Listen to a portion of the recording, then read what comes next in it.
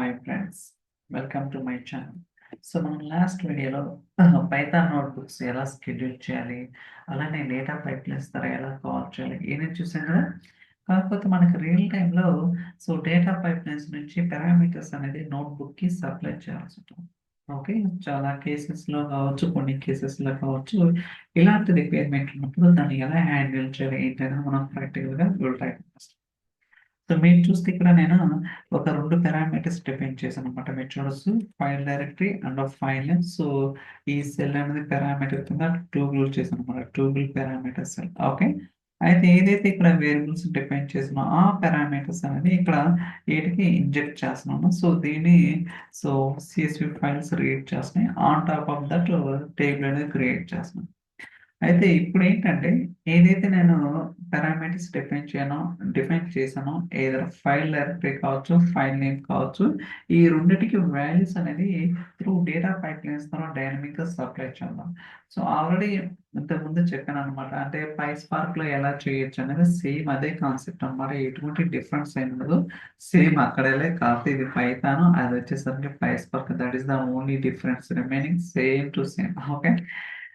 ఇక్కడ నేనొక యాక్టివిటీ తీసుకుంటాను. Notebook activity. Hmm. Okay. Pass parameters. Okay. Parameters. మీరేదైతే నోట్‌బుక్‌ని కాల్ చేయాలనుకున్నారో దాన్ని మీరిక్కడ స్పెసిఫై చేయాలి. అలానే వర్క్ స్పేస్ ఏంటిది అనే డీటెయిల్స్ అనేది మనం ప్రొవైడ్ చేయాలనమాట. నాకు సేల్స్ రిపోర్ట్ అనే వర్క్ స్పేస్‌లో ఇక్కడ డెమో నోట్‌బుక్ అనేది ఉందనమాట. ఓకే. ఇక్కడ మనకి బేస్ పారామీటర్స్ ఉన్నాయి కదా! ఆ 2 పారామీటర్స్ కూడా యాడ్ చేస్తాను. ఓకే. సో, ఇక్కడ ఏదైతే నేమ్స్ డిఫైన్ చేసామో సేమ్ అదే ఇస్తాను. ఓకే. అలానే ఇంకోటేంటి file name. File name. Okay. Data type వచ్చేసరికి స్ట్రింగ్ అండ్ ఇక్కడ కూడా స్ట్రింగ్ అండ్ వాల్యూస్ అనమాట. ఓకే. ఈ వాల్యూస్ అనేది మీరు డైనమిక్‌గా సప్లై చేయొచ్చు. లైక్ వేరే పారామీటర్స్ ద్వారా ఇవ్వచ్చు, వేరియబుల్స్ ద్వారా ఇవ్వచ్చు, లేదా హార్డ్ కోడ్ చేయొచ్చు అనమాట. అంటే డిఫరెంట్ వేస్ ఉంటాయి. మీ రిక్వైర్మెంట్ బట్టి మీరైతే డిఫైన్ చేసుకోండి. యాజ్ ఆఫ్ నౌ నేనైతే హార్డ్ కోడ్ చేస్తున్నాను అనమాట. అంటే ఇక్కడ లేక్ హౌస్ ఉంది కదా! లేక్ హౌస్‌లో files source data EMP copy చేస్తున్నాను. అండ్ ఇక్కడ స్పెసిఫై చేద్దాం. ఓకే. దాని తర్వాత ఫైల్ నేమ్ కూడా తీసుకుందాం. Rename, copy, paste. That's it. Okay. మీరు చూస్తున్నారు కదా! నేను ఫైల్ డైరెక్టరీ, ఫైల్ నేమ్ అనే ఒక 2 పారామీటర్స్ తీసుకొని దాని యొక్క డేటా టైప్స్ అలానే వాటికి వాల్యూస్ అనేవి సప్లై చేశాననమాట. ఇప్పుడు ఏదైతే పారామీటర్స్‌ని సప్లై చేసి ఈ నోట్‌బుక్ కాల్ చేస్తున్నానో, ఈ నోట్‌బుక్ అనేది ఇక్కడ పారామీటర్స్ స్పెసిఫై చేసిన ఆ వాల్యూస్ వచ్చేసరికి ఇక్కడ వేరియబుల్ స్పెసిఫై చేసాం కదా!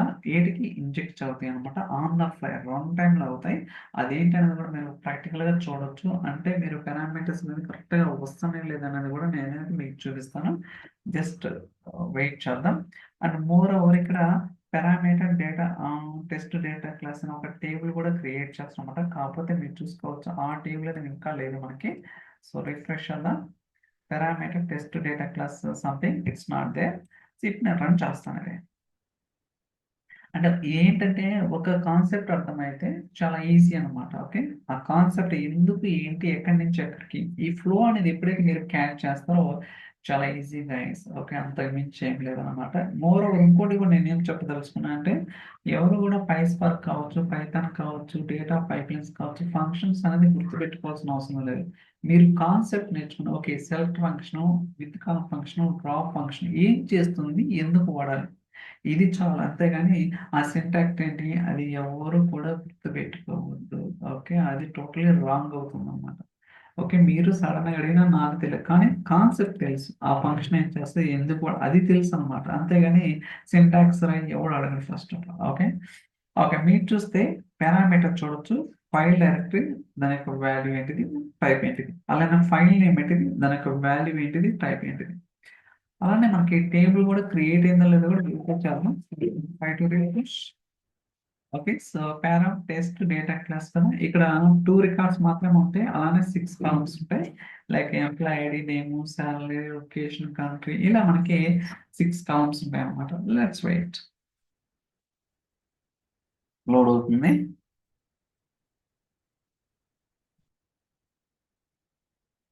సో ఇంకోటి మీకు అసలు ఎలా తెలిసినయి ఏంటంటే, సో ఇక్కడ రిఫ్రెష్ చేస్తున్నాను. Let's wait. So refresh.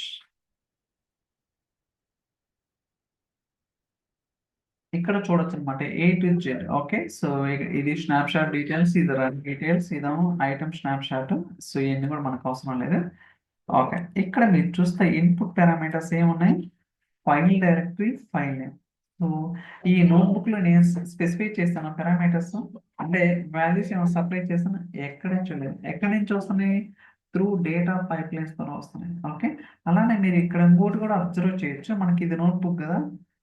ఈ సెల్ అనేది నేను క్రియేట్ చేశానా? నేను క్రియేట్ చేయలేదు. ఏమొస్తుంది? This cell is generate from the run time parameters. Okay. ఈ ఏదైతే ఈ పర్టిక్యులర్ సెల్ ఉందో ఇది రన్ టైమ్ పారామీటర్స్ ద్వారా జనరేట్ అవుతుంది గానీ మనం క్రియేట్ చేయలేదు. అర్థమైంది కదా! ఓకే. సో ఇక్కడ డేటా కూడా చూద్దాం. చూడండి ఎన్ని రోస్ ఉన్నాయి? So 2 records, 6 columns. నేను ఇప్పుడు ఏం చేస్తానంటే వేరే ఫైల్ కూడా ఇస్తాను. ఓకే. అంటే సో వేరే ఫైల్ ఇచ్చినప్పుడు కూడా సో వేరే ఫైల్ ఇచ్చినప్పుడు కూడా ఇది ప్రాపర్‌గా రన్ అవుతుందా లేదా చెక్ చేస్తాను. అంటే రన్ టైమ్‌లో ఆన్ ద ఫ్లైలో మనకి అంటే ప్రాపర్‌గా అవుతున్నాయా లేదా చెక్ అంటే ఒక్క నిమిషం.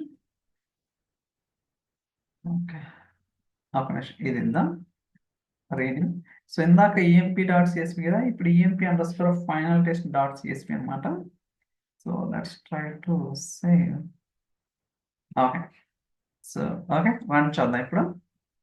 సో ఇప్పుడు మళ్ళీ నోట్‌బుక్ రన్ హిస్టరీకెళ్తే సో ఫైల్ డైరెక్టరీ, ఫైల్ నేమ్‌లో ఉన్న వాల్యూ అనేది ఈఎంపీ.సీఎస్‌వి బదులు ఈఎంపీ_ఫైనల్ టెస్ట్.సీఎస్‌వి అనేది డైనమిక్‌గా చేంజ్ అవ్వాలన్నమాట. అప్పుడే మనం రన్ టైమ్‌లో పారామీటర్స్ అనేది చేంజ్ అవుతున్నాయి. ఓకే. సో నేను ఆల్రెడీ వీడియో క్లాస్ రికార్డింగ్‌లో చేశానన్నమాట. చేంజ్ అవుతాయిలెండి. ఓకే. ఇది చాలా ఇంపార్టెంట్ అండ్ బేసిక్ అండర్‌స్టాండింగ్ అనేది చాలా ఇంపార్టెంట్ అన్నమాట. ఎప్పుడైతే అది లాజిక్ మిస్ అవుతారో మీకేం అర్థం కాదు. ఎందుకురా బాబు! ఇలా అనేది స్విచ్చింగ్ అనేది కష్టం. ఓకే. రన్ అవుతా ఉంది. ఓకే. సక్సెస్ అయింది. సో ఇక్కడ మీరు డేటా కూడా వెరిఫై చేసుకోవచ్చు. So refresh. Okay. I think sync issue. So మనం ఏం చేయాలి? సో ఇక్కడ బట్ ప్రాక్టికల్‌గా చూద్దాం. New runs. So try to run.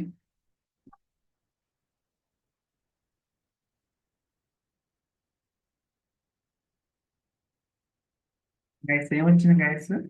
ఈఎంపీ_ఫైనల్ test dot CSV. అలానే ఇన్పుట్ పారామీటర్ చూద్దాం.